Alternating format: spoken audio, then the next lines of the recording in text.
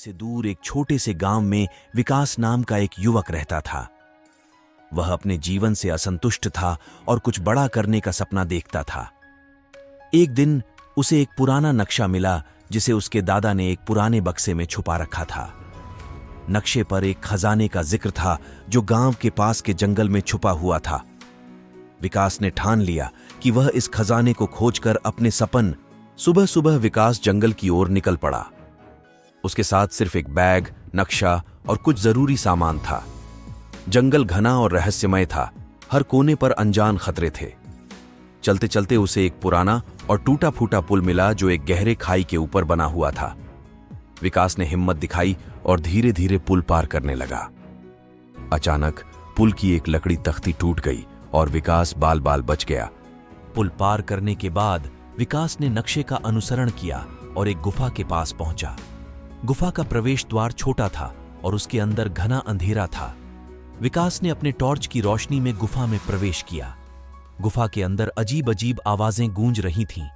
अचानक एक विशाल सांप उसकी ओर फुंफकारता हुआ बढ़ा।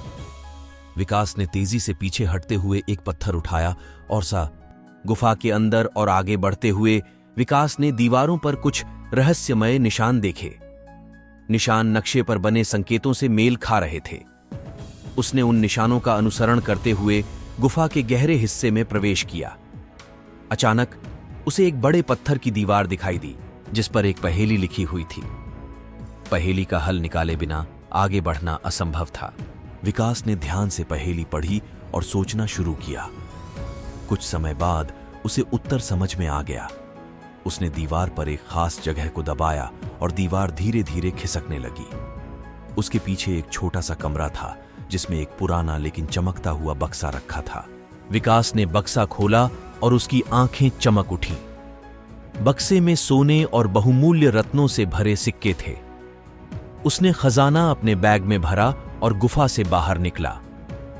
जैसे ही वह बाहर निकला, सूरज ढलने वाला था और आसमान सुनहरा हो चुका था। विकास ने सोचा कि यह सिर्फ खजाने की खोज नहीं थी, बल्कि एक सीख थी कि साहस और दृढ़ संकल्प से किसी भी चुनौती को पार किया जा सकता है। उसने अपने गांव लौटकर अपने अनुभवों को साझा किया और उस खजाने का उपयोग गांव के विकास में लगाया।